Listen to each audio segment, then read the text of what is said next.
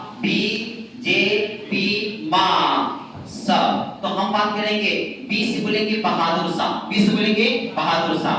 जे से बोलेंगे जहादार शाह, पी से बोलेंगे प्रोफेसर, एम से बोलेंगे मोहम्मद शाह, ए से बोलेंगे अहमद शाह, एक ऐसे आलमगीर द्वितीय, आलमगीर द्वितीय बोलेंगे यहाँ से। ठीक है, ये बोलेंगे शाहजहां तृतीय, शाह आलम द्वितीय, अकबर द्वितीय, बहादुर शाह द्वितीय या सफर।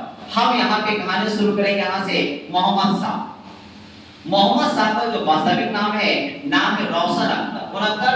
रोशन अख्तर है। इसका काल पढ़ेंगे तो 1719 से लेके 1748 तक इनका शासनकाल है। इसको गद्दी पे जो बैठाने का काम किया है वो है सैयद बंधु। कौन बंधु? सैयद बंधु। सैयद बंधु से गद्दी बैठाता है, लेकिन एक व्यक्ति मिलता है, निजामुल मुल्क मिलता है। इसके संपर्क में आने के बाद इन्होंने कहा कि सैयद बंधु को हत्या कर दिया जाए। तो निजामुल मुल्क क्या करता है, एक दुरानी सेना को फिट करता है, नाम है हैदर बेग। इसके संपर्क में हुसैन अली का यहाँ पर हत्या हो चुका है। यहाँ पे हत्या होने के बाद गद्दी बैठ जाता है। गद्दी बैठने पर निजामुल को वजीर बनाया जाता है।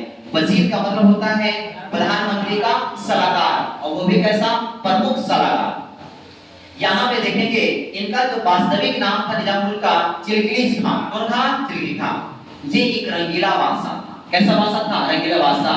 ये संगीत प्रेमी भी था। अपने जीवन में बहुत सारा संगीत क्षेत्र में रचना, ख्यालों का रचना करने का काम किए। यहाँ पे इसका शासन का समाप्त होता है।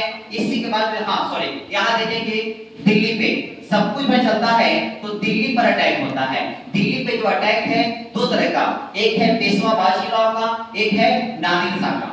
पेशवा बाजीराव का जो अटैक है 1737 में, नादिर शाह का जो अटैक है 1739 में। जब नादिर शाह जब अटैक करता है तो 70 करोड़ की लगभग संपत्ति लेके चला जाता है। कोई नहीं, जो हीरा वो चला जाता है, और तख्ते तौस को भी लेके वहां से चला जाता है। इससे पहले नादिर शाह करनाल पे अटैक करता है ताकि मुगल साम्राज्य क्या हो, पतन हो। वहां पे इसका समाप्त होता है। आता है अहमद शाह। अहमद शाह की बात करेंगे, यह एक अयोग्य शासक है, अच्छा शासक ये नहीं है। इसके दरबार में एक राजमाता है जिसका नाम है उधम बाई। ये उधम बाई को हस्तक्षेप करने का अधिकार दे रखा है, जिसे कि बोलेंगे उपाधि मिला है, किबला ए आलम की उपाधि दिया गया है।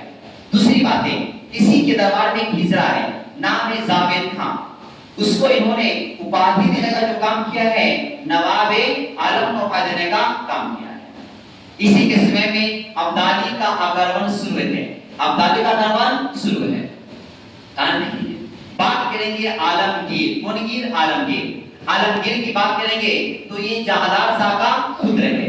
किसका बोलेंगे? शाह बोलेंगे, जहादार शाह का पुत्र है। उसके बाद देखेंगे यहाँ से शाह आलम, वहां एक शासक कहां पर था, लिखिए यहाँ से, वो नहीं पता है। शाह द्वितीय बात करेंगे, गद्दी बैठता है। इसी तरह में पानीपत का तृतीय युद्ध, अब बक्सर का युद्ध होता है। आपको पता है पानीपत का जो तृतीय युद्ध है अहमद शाह अब्दाली और बराबर। अहमद शाह अब्दाली का जो नाम है अहमद खां। कौन था? अहमद खां। बक्सर का नाम है। यहाँ पे दो युद्ध होता है। युद्ध होने के बाद यहाँ पे बक्सर के बाद संधि होता है, इलाहाबाद की संधि। ये दो संधियां हैं, एक बोलेंगे 12 अगस्त 1765, दूसरा बोलेंगे 16 अगस्त 1765।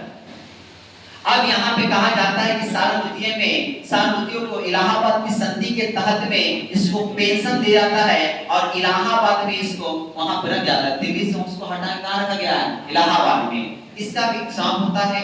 इसके बाद जो साल द्वितीय के बाद जो देखे हैं, ये नाम किसका है?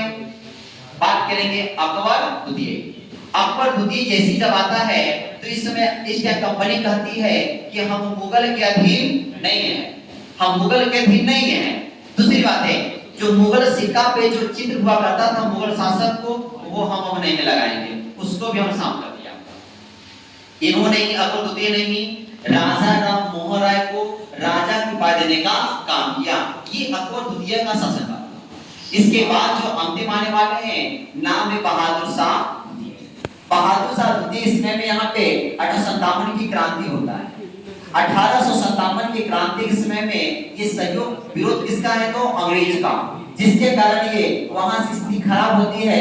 ये भाग निकलते हैं, हुमायूं के मकबरा में जाकर छिप जाते हैं। वहां से उनकी गिरफ्तारी होती है। गिरफ्तारी होने के बाद उनको पेंशन देके रंगून भेजा जाता है। लेकिन अपने जीवन काल में उन्होंने लाल किला में हीरा महल बनाने का काम किया और इनको रंगून में इनका पेंशन देके भेजा जाता है और रंगून में इनका मृत्यु हो जाता है। इस तरह से यहाँ पे इसके बाद जो है 1858 का एक्ट आता है और पूर्ण रूप से कहा जाता है कि हमने मुगल साम्राज्य का समाप्त कर दिया है, मुगल साम्राज्य का पतन हो गया था। एक पता था आधुनिक भारत में उत्तर मुगल काल।